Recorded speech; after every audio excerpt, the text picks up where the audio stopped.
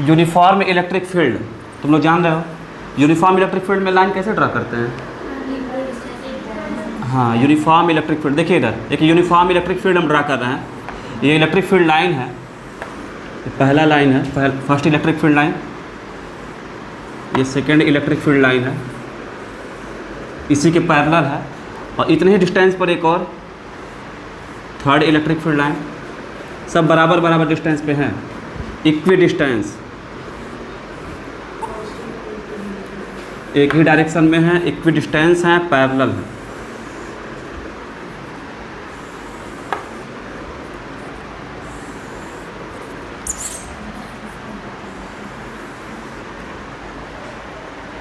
ठीक है, इतना काफ़ी है। एक लास्ट ड्रा कर लेते हैं आखिरी। Electric field vector E, uniform electric field. अब इसमें क्या है कि एक सरफेस रखा हुआ है, सरफेस इस तरह से है, तीन सरफेस रखे हैं अलग अलग। एक सरफेस इस तरह से रख रहे हैं, कॉपी देना। एक सरफेस इस तरह से रखा हुआ है, दूसरा जो है थोड़ा हम तिरछा रखेंगे। पहला है, इसको थोड़ा तिरछा करेंगे ऐसे, और लास्ट में इस तरह से पैरेलल। अब ये परपेंडिकुलर रखा हुआ है, सरफेस जो है इलेक्ट्रिक फील्ड लाइन के परपेंडिकुलर है, 90 डिग्री के एंगल पे है। फिर इसको हम क्या करेंगे, झुकाएंगे, एक दूसरा सरफेस यहाँ रखेंगे थीटा एंगल पर। फिर यहाँ पर इस तरह से रहेगा, एंगल यहाँ 0 हो जाएगा। अब यहाँ एंगल 90 है, सरफेस जो है इलेक्ट्रिक फील्ड से 90 डिग्री के एंगल पे, बात समझ रहा है, परपेंडिकुलर है 90 डिग्री के एंगल पे। यहाँ पर एक सरफेस रख रहे हैं जो कि थोड़ा तिरछा है, इसी को हम झुका रहे हैं। सरफेस यही है, बस इसको हम क्या कर रहे हैं, झुकाने जा रहे हैं।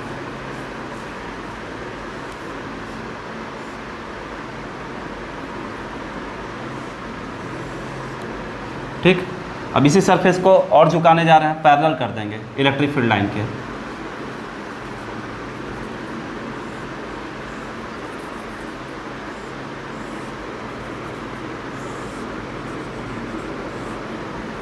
ठीक, हम क्या देख रहे हैं, यहाँ पर सरफेस इलेक्ट्रिक फील्ड लाइन के परपेंडिकुलर है। इस पर एक परपेंडिकुलर ड्रा करो तो ऐसे समझेंगे हम। एक चीज़ जान लेते हैं, पहले इस चैप्टर में हम जान लेते हैं एरिया वेक्टर के बारे में। इलेक्ट्रिक फ्लक्स समझना है तो सबसे पहले एक एरिया वेक्टर हम जान लेते हैं। एरिया वेक्टर क्या होता है? अभी तक तुम लोग पढ़े हो कि एरिया क्या होता है, स्केलर क्वांटिटी होता है, या नहीं पढ़े हो? लेकिन इस चैप्टर में एरिया स्केलर क्वांटिटी नहीं है, वेक्टर क्वांटिटी है। अभी तक आप लोगों ने यही पढ़ा था कि एरिया स्केलर क्वांटिटी होता है, लेकिन इस चैप्टर में एरिया को वेक्टर की तरह ट्रीट किया जाएगा। वेक्टर की तरह कैसे ट्रीट करेंगे? एरिया में भी डायरेक्शन है, जैसे ये एरिया है तो इस एरिया का डायरेक्शन, किसी भी एरिया का डायरेक्शन उस पर परपेंडिकुलर होता है। अभी इस एरिया का डायरेक्शन आप लोग की तरफ है, इसको हम इधर कर दिए, अभी इस एरिया का डायरेक्शन उधर चला गया, इधर कर देंगे तो इस एरिया का डायरेक्शन इधर आ गया। एरिया में भी डायरेक्शन होता है, ठीक है, और एरिया में जो डायरेक्शन होता है उस पर परपेंडिकुलर होता है। बात समझ रहा है? तो कोई भी सरफेस है, ये सरफेस है तो इस एरिया का डायरेक्शन अभी इधर है, इसको जिधर घुमाएंगे उधर इसका डायरेक्शन जाएगा। तो एरिया में भी डायरेक्शन होता है, और एरिया में जो डायरेक्शन होता है परपेंडिकुलर होता है, उस पर परपेंडिकुलर होता है, ठीक है। तो किसी भी एरिया का डायरेक्शन पता करना है तो क्या करेंगे, उस पर एक परपेंडिकुलर लाइन ड्रा करेंगे। किसी भी एरिया का डायरेक्शन पता करना है कि इस एरिया का डायरेक्शन किधर है तो उस पर एक परपेंडिकुलर लाइन ड्रा करेंगे। वो लाइन जिधर होगा उधर ही उस एरिया का डायरेक्शन होगा, ठीक है।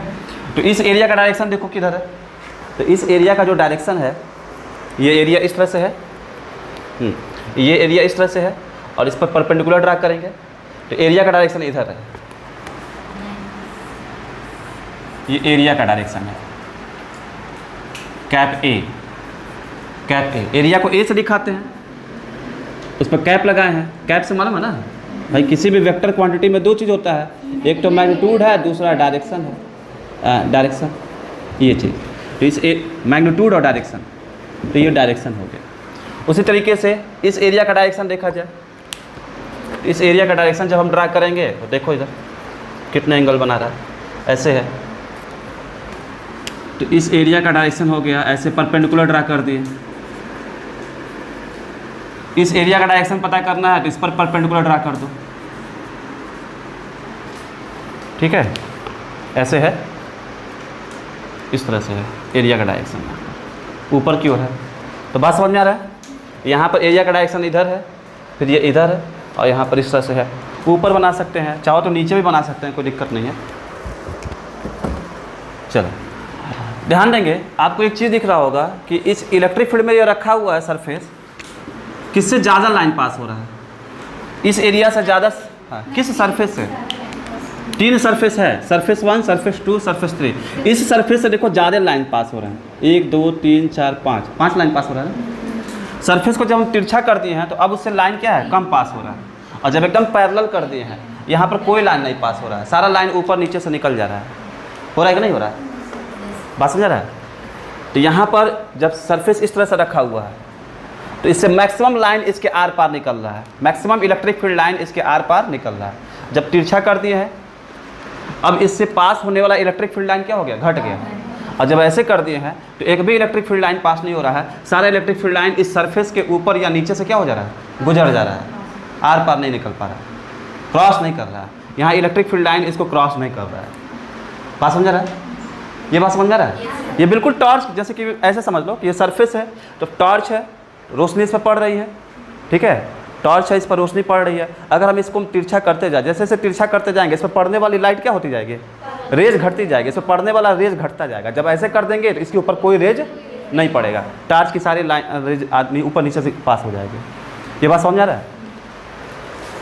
तो चलो, इलेक्ट्रिक फ्लक्स क्या होता है? इलेक्ट्रिक फ्लक्स बहुत ही सिंपल सा डेफिनेशन है इलेक्ट्रिक फ्लक्स का, कि इलेक्ट्रिक फील्ड में, ये इलेक्ट्रिक फील्ड है, uniform electric field, uniform electric field है, uniform electric field. Uniform electric field में किसी सरफेस से पास होने वाले, ठीक है, पास होने वाले number of electric field line, मतलब जितने लाइन पास करते हैं किसी सरफेस से, उसी को हम क्या कहते हैं, इलेक्ट्रिक फ्लक्स कहते हैं, of that surface, of that surface. इस सरफेस का इलेक्ट्रिक फील्ड लाइन पता करना है तो हम कह रहे हैं कि भाई 1 2 3 4 5 लाइन पास कर रहे हैं, तो हम कहेंगे इस सरफेस से पास होने वाला इलेक्ट्रिक फ्लक्स 5 है। यहाँ पर 1 2 3 लाइन पास हो रहा है, तो हम कहेंगे इस सरफेस से पास होने वाला इलेक्ट्रिक फ्लक्स 3 है। अभी जो नज़र आ रहा है, यहाँ पर नज़र आ रहा है कि 5 लाइन पास हो रहा है, तो कह दिया इलेक्ट्रिक फ्लक्स कितना है, 5 है। यहाँ पर इस सरफेस से पास होने वाला इलेक्ट्रिक फ्लक्स 3 है, तो हम कह दिए यहाँ इलेक्ट्रिक फ्लक्स 3 है। यहाँ पर इस सरफेस से कोई लाइन पास नहीं हो रहा है, तो हम कहेंगे इस सरफेस से पास होने वाला इलेक्ट्रिक फ्लक्स 0 है, कोई लाइन पास नहीं हो रहा है। तो इलेक्ट्रिक फ्लक्स का मतलब क्या है, किसी भी सरफेस से जितने इलेक्ट्रिक फील्ड लाइन पास करते हैं वह उस सरफेस से रिलेटेड इलेक्ट्रिक फ्लक्स कहलाता है, उस सरफेस से पास होने वाला इलेक्ट्रिक फ्लक्स कहलाता है। पास में रहा है, कोई सरफेस नहीं तो कोई कहेंगे, मतलब कि इलेक्ट्रिक फ्लक्स तब के लिए है जब सरफेस हम रख रहे हैं, सरफेस से जो पास हो रहा है। तो डिफिनेशन क्या दे रहे हैं, डिफिनेशन देंगे, the number of electric field line passing through any surface placed in electric field is called electric flux. The number of electric field line passing through any surface, बात समझ रहा है, the number of electric field line passing through any surface, the number of electric field line passing through any surface is called electric flux। बात समझ रहे हैं, simple सा definition है। चलिए अब यहाँ पर इलेक्ट्रिक फ्लक्स का फार्मूला क्या होगा इसको समझना है। डेफिनेशन तो समझ में आ गया ना, डेफिनेशन समझ में आ गया, क्या डेफिनेशन है,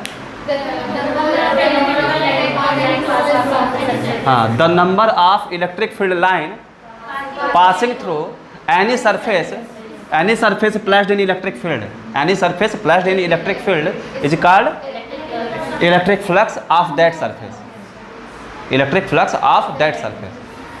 बात समझ रहा है, अलग अलग सरफेस से इलेक्ट्रिक फ्लक्स क्या होगा, अलग अलग होगा। यहाँ पर इस सरफेस पर इलेक्ट्रिक फील्ड ज़्यादा है, इस सरफेस से पास में इलेक्ट्रिक फ्लक्स कम है, यहाँ पे इलेक्ट्रिक फ्लक्स पास ही नहीं हो रहा है इससे, तो जितने लाइन पास कर रहे हैं उसी को इलेक्ट्रिक फ्लक्स हम कह रहे हैं।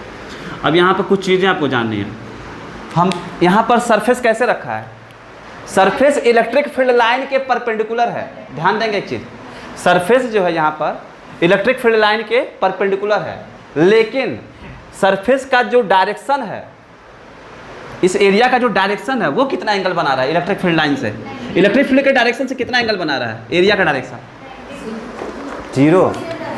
अच्छा ये बताओ यहाँ पर इलेक्ट्रिक फील्ड का डायरेक्शन कितना है? ये तो एरिया का डायरेक्शन है ना, ये तो एरिया का डायरेक्शन है, ये एरिया का डायरेक्शन है। और यहीं पर इलेक्ट्रिक फील्ड का डायरेक्शन कितना है?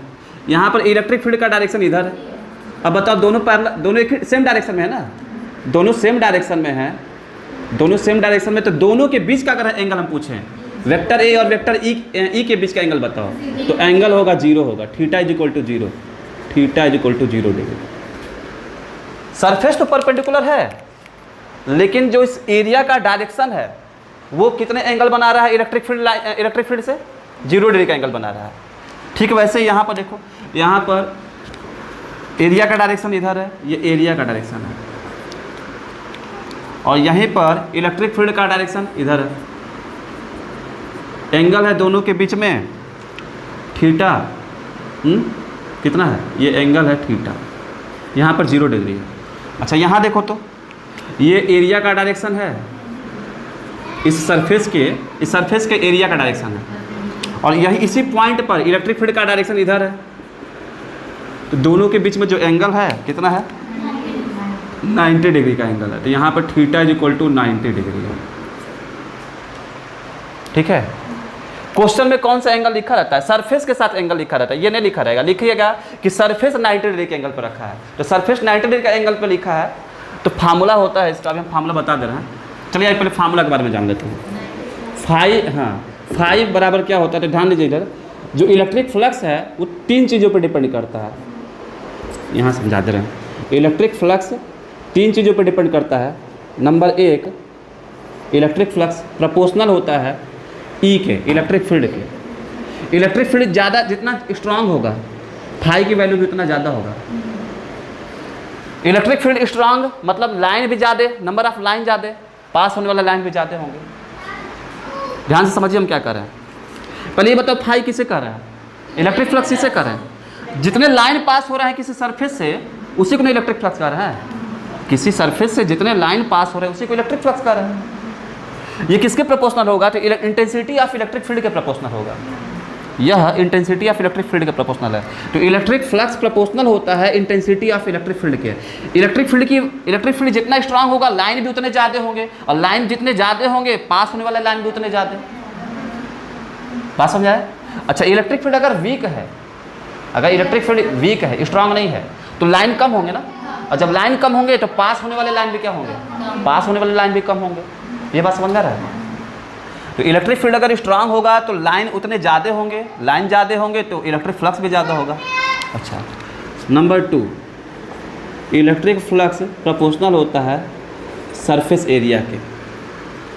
जितना बड़ा एरिया होगा उससे पास होने वाला लाइन भी क्या होगा? नंबर ऑफ लाइन भी उतना ही ज़्यादा होगा। Number of line passing through any surface is directly proportional to area of that surface. Area ज़्यादा तो उससे पास होने वाला लाइन भी ज़्यादा। एरिया जितना छोटा होगा उससे पास होने वाला लाइन भी कम होगा। एरिया बड़ा होगा तो उससे ज़्यादा लाइन पास होगा, एरिया छोटा होगा तो उससे कम लाइन पास होगा। बात समझ रहा है? ये बात समझ आ रहा है कि नहीं? अच्छा, तीसरा चीज़, फाई और किसके प्रोपोर्शनल है? तो फाई प्रोपोर्शनल होता है कॉस थीटा के। ठीक है सर, कॉस थीटा। थीटा क्या है? ये एंगल है, ई और ए के बीच का एंगल है। कैसे कॉस थीटा के प्रोपोर्शनल है तो अभी समझ में आ जाएगा। पहले तीनों को हम मिला देते हैं, मिलाएंगे तो फार्मूला तैयार हो जाएगा, phi is equal to E A cos theta. बात समझ रहा है? ये फार्मूला है इलेक्ट्रिक फ्लक्स का, यहाँ ई लगा है इलेक्ट्रिक फ्लक्स। अभी आगे हम लोग मैग्नेटिक फ्लक्स भी पढ़ेंगे। इलेक्ट्रिक फ्लक्स में यहाँ ई लगा रहे हैं, अभी आगे हम लोग मैग्नेटिक फ्लक्स पढ़ेंगे, वहाँ बी लगाते हैं, मैग्नेटिक फ्लक्स। तो ये फार्मूला है इलेक्ट्रिक फ्लक्स का। ठीक है, तो फार्मूले का प्रूफ ऐसे ही है कि फाई ई के प्रोपोर्शनल है, फाई ए के प्रोपोर्शनल है, ये कॉस थीटा के, तीनों को कंबाइन करते हैं तो फार्मूला आ जाता है, ये कॉस थीटा। बात समझ आया? अच्छा, अब यहाँ पर थीटा का मतलब समझना है। यहाँ पर समझें, इधर इस फिगर में देखो, फाई की वैल्यू इस फिगर में निकालने जा रहा है, फिर फाई की वैल्यू यहाँ निकालने जा रहा है, फाई की वैल्यू यहाँ निकालने जा रहा है। और देखो क्या होगा, इस फिगर में फाई की वैल्यू कितना होगा ऊपर निकाल लेते हैं। Phi is equal to E A cos, angle कितना भरेंगे? यहाँ एंगल 0 है ना, 0 डिग्री भरेंगे। और कॉस 0 की वैल्यू क्या होती है? +1 होती है, जो कि इसकी मैक्सिमम वैल्यू है। क्या है? Maximum value. जब ये मैक्सिमम होगा तो फाई भी क्या हो जाएगा? फाई भी मैक्सिमम हो जाएगा। तो phi max is equal to हो गया EA। ये हो गया मैक्सिमम इलेक्ट्रिक फ्लक्स का फार्मूला, जो कि इस फिगर में है। यहाँ फाई मैक्स का मतलब यहाँ पर ज़्यादा से ज़्यादा लाइन इससे क्या हो रहा है? पास हो रहा है। फाई मैक्स आया है ना? फाई मैक्स का मतलब यहाँ इससे ज़्यादा से ज़्यादा लाइन पास हो रहा है। अच्छा, इस यहाँ पर देखो तो इस फिगर में फाई की वैल्यू देखा जाए कितना आ रहा है। तो phi is equal to EA cos, angle कितना भरोगे? 90 भरोगे। cos 90 की वैल्यू होता है 0, तो पूरा आ गया 0। मतलब यहाँ पर इस सरफेस से कोई लाइन पास नहीं हो रहा है, फ्लक्स 0 आ रहा है। अच्छा, यहाँ पर फाई का फार्मूला क्या हो जाएगा इस फिगर में? तो phi is equal to EA cos, angle तो कोई दिया नहीं, 30 डिग्री 60 डिग्री कुछ हो सकता है, क्वेश्चन में दिया रहेगा EA cos थीटा। तो इस फिगर में फाई की वैल्यू मैक्सिमम है, इस फिगर में फाई की वैल्यू 0 है। यानी फाई केवल E और A पर नहीं डिपेंड कर रहा है। किस पर डिपेंड कर रहा है? फाई की वैल्यू E और केवल A पर डिपेंड नहीं कर रहा है, फाई की वैल्यू एंगल पर भी डिपेंड कर रहा है। अलग अलग एंगल पर फाई की वैल्यू क्या है? अलग अलग। बस में रहा है? तो फाई की वैल्यू E पे भी डिपेंड कर रहा है, इलेक्ट्रिक फील्ड पर। इलेक्ट्रिक फील्ड जितना ज़्यादा होगा लाइन भी उतना ज़्यादा पास करेगा, एरिया जितना बड़ा होगा उतना ही ज़्यादा लाइन पास करेगा। और कितने एंगल पे फाई की वैल्यू मैक्सिमम है, ज़्यादा लाइन पास कर रहा है? जब थीटा 0 है। खुद देख लो, ये जो थीटा है एंगल E और A के बीच का एंगल है। ध्यान देंगे इधर, इसी फार्मूले को हम लिखते हैं R, या ऐसे vector E is phi is equal to vector E dot vector A। Dot कहाँ से आ गया? अरे ये भी वेक्टर क्वांटिटी है, ये भी वेक्टर क्वांटिटी है।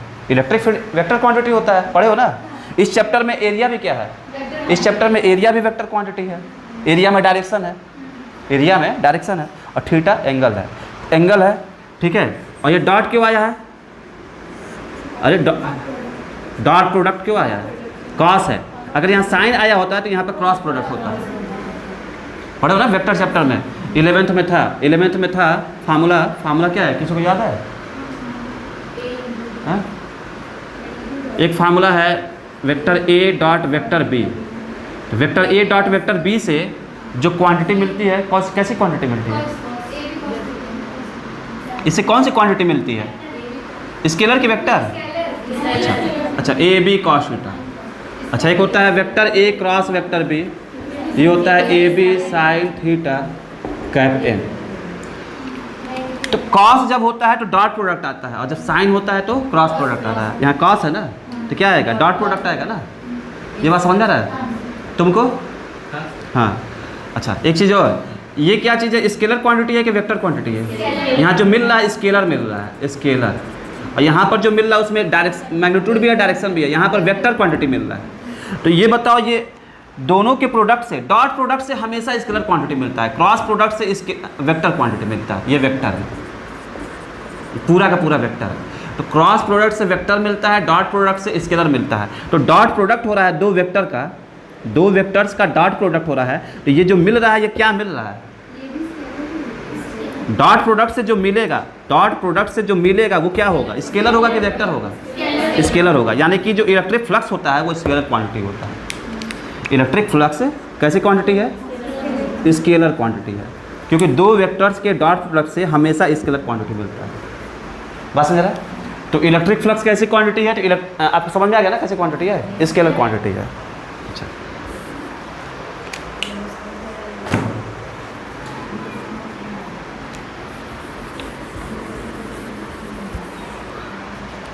चलो एक चीज़ यहाँ देखते हैं। तो दो डिफिनेशन है इलेक्ट्रिक फ्लक्स का, दो डिफिनेशन है। इलेक्ट्रिक फ्लक्स को किससे डिनोट कर रहे हैं? फाई से डिनोट कर रहे हैं। इलेक्ट्रिक फ्लक्स का दो डिफिनेशन है, एक बिना फार्मूले का, एक फार्मूले का। तो पहले जो डिफिनेशन बताए थे वो बिना फार्मूले का था। एक डिफिनेशन यहाँ से बनेगा, देखो इधर बोर्ड पर देखो।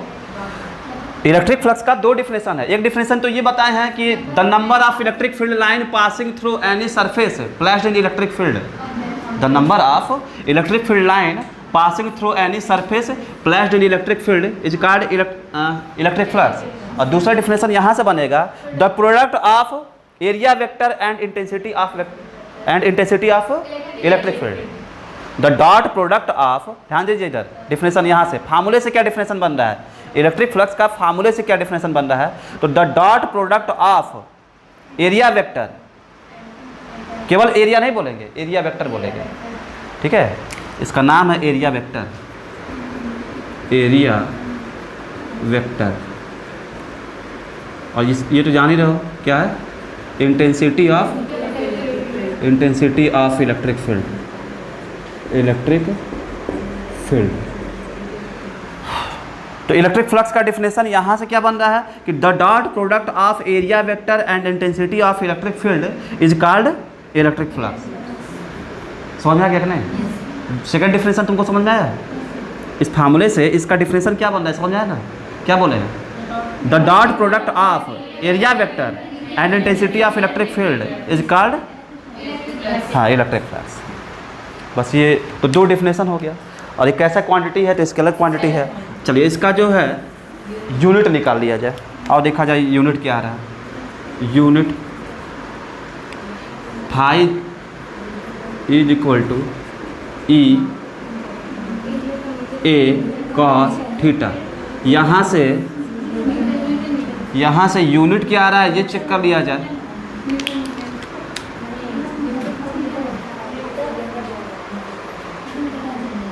ठीक है, आ तो गया है। चलो देखो इधर यूनिट सबसे पहले हम निकाल दे रहे हैं, यूनिट ऑफ फाई ई। तो इसका यूनिट भरो। इलेक्ट्रिक फील्ड का यूनिट क्या होता है, याद है? ई का फार्मूला नहीं पढ़े हो? ई का फार्मूला होता है, यहाँ साइड में लिख दे रहे हैं, F बराबर क्यू ई होता है। ये पढ़े हो? तो यहाँ से E बराबर F बाई क्यू हो जाएगा। यहाँ से E बराबर F बाई क्यू हो जाएगा। ये फर्स्ट चैप्टर में है, पहले वाले चैप्टर में है। तो यहाँ से E का यूनिट भरो। तो इलेक्ट्रिक फील्ड का यूनिट यहाँ से भरेंगे Newton upon coulomb, Newton upon coulomb. तो E का यूनिट वहाँ से भरेंगे इस फार्मूले से, तो हो जाएगा न्यूटन पर कूलाम। न्यूटन पर कूलाम हो गया, कैपिटल C है, और इनटू एरिया भी तो है। एरिया का क्या भरेंगे, मीटर स्क्वायर। cos फाई का कोई यूनिट है नहीं, इस एक यूनिट हो गया। एक और यूनिट भी है R, या सेकेंड यूनिट क्या है, E का एक और फार्मूला है, अभी आगे पढ़ने को मिलेगा। E का एक दूसरा फार्मूला बता दे रहे हैं। E बराबर होता है V बाई डी। ये अभी आगे पढ़ने को मिलेगा इलेक्ट्रिक पोटेंशियल वाले चैप्टर में, electric potential and capacitance, capacitor, third chapter. वहाँ पर भी ये फार्मूला जानने को मिलेगा। ये इलेक्ट्रिक पोटेंशियल है और ये डिस्टेंस है। तो यहाँ से वोल्ट पर मीटर, डी डिस्टेंस है, वोल्ट पर मीटर। तो E का यूनिट यहाँ से अगर निकाल कर यहाँ भरेंगे तो क्या भरेंगे, वोल्ट पर मीटर। ठीक है, डी डिस्टेंस है, भी इलेक्ट्रिक पोटेंशियल है। इलेक्ट्रिक पोटेंशियल का वोल्ट होता है, वोल्ट, ठीक है, वोल्ट पर, और डी डिस्टेंस है मीटर। और ये हो गया मीटर स्क्वायर। तो क्या होगा, m से m कट जाएगा, क्या आएगा, वोल्ट मीटर। तो एक डिफरेंस, एक यूनिट ये हो गया, सेकंड यूनिट ये हो गया, दो यूनिट हो गया। अरे मीटर से मीटर कट गया ना, तो मीटर बच रहा है। तो वोल्ट मीटर इसका एक यूनिट हो गया, और newton upon coulomb metre square, newton metre square upon coulomb, newton metre square upon coulomb, ये इसका एक यूनिट हो गया। अच्छा, इसका डायमेंशन क्या होगा, डायमेंशन निकालो। तो डायमेंशन निकालने तो आता ही होगा। डायमेंशन ऑफ फाई ई, तो डायमेंशन कैसे निकालेंगे, डायमेंशन निकालने तो आता है। यहाँ से निकाल लो E का डायमेंशन। फोर्स का होगा MLT-2 और इसका है AT। तो ये हो जाएगा यहाँ से E का डायमेंशन यहाँ भरेंगे, E का डायमेंशन यहाँ भरेंगे, इसका यूज करेंगे तो हो जाएगा MLT-2। अच्छा, T यहाँ भी तो है, ऊपर जाएगा, T-3 हो जाएगा, A पर -1। ये हो गया E का डायमेंशन। A का एरिया का डायमेंशन L2। तो ये हो गया ML3T-3 A-1। तो ये हो गया डायमेंशन। कंप्लीट हो गया। तो इलेक्ट्रिक फ्लक्स जो टॉपिक है ये कंप्लीट हो गया, बस इतना ही है। अब इस फार्मूले पर न्यूमेरिकल सॉल्व करना, इस पर भी न्यूमेरिकल लगेगा, इस पर भी लगेगा। इस पर न्यूमेरिकल तब यूज करेंगे जब आई जे के फार्मूला में जब आएगा, वेक्टर फॉर्म में, हाँ वेक्टर फॉर्म में जब क्वेश्चन दिया रहेगा, आई और जे, कैप आई कैप जे कैप के, ये सब आएगा, तब इस फार्मूले का यूज करेंगे, और नहीं तो इस फार्मूले का यूज करेंगे। अगर केवल वैल्यूज दिया रहेगा, न्यूमेरिकल वैल्यूज, तब इस फार्मूले का यूज करेंगे। ठीक है। एक खास बात, क्वेश्चन में एंगल यहाँ 0 नहीं लिखा रहेगा। क्वेश्चन में बोला रहेगा कि सरफेस इलेक्ट्रिक फील्ड से परपेंडिकुलर है। तो जब परपेंडिकुलर बोलेगा, मतलब परपेंडिकुलर का मतलब 90 डिग्री, तो 90 नहीं भरेंगे, 90 में 90 घटाओगे कितना आएगा, 0 आएगा, 0 भरेंगे। यहाँ फार्मूले में यहाँ 0 भरेंगे, 0। बोलेगा कि सरफेस, ध्यान दीजिए इधर, बोलेगा सरफेस 30 डिग्री का एंगल बना रहा है, ऐसा समझो, ये सरफेस है। बोलेगा कि सरफेस 30 डिग्री का एंगल बना रहा है, किसके साथ, इलेक्ट्रिक फील्ड के साथ। सरफेस 30 डिग्री के एंगल पर रखा है, तो तुम 90 में से 30 घटा दो, थीटा का वैल्यू कितना आएगा, पूरा ये 90 होता है ना, तो 30 घटाएंगे तो आएगा कितना, 60 आएगा। यानी कि फार्मूला जब न्यूमेरिकल सॉल्व करेंगे तो यहाँ 60 भरेंगे, 30 बोलेगा तो 60 भरेंगे, 60 बोलेगा तो 30 भरेंगे। बस मेरा है, ऐसे बोलेगा कि सरफेस जो है, यहाँ बोलेगा क्या, सरफेस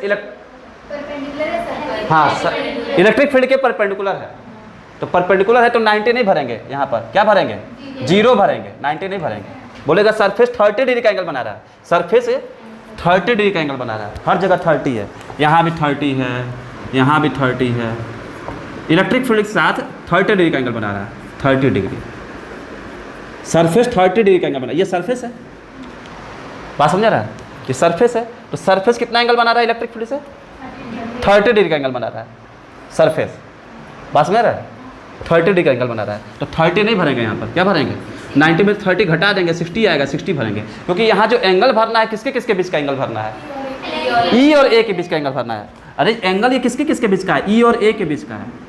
जो एंगल है इंटेंसिटी ऑफ इलेक्ट्रिक फील्ड और एरिया वेक्टर के बीच का एंगल है, ये इन दोनों के बीच का एंगल भरना है।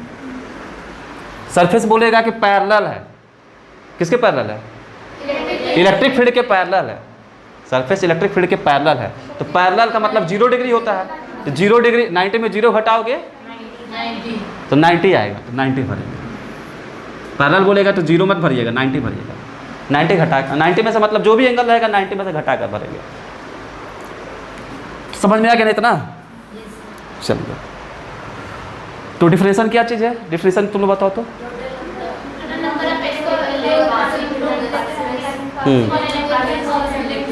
हाँ, टोटल नंबर ऑफ,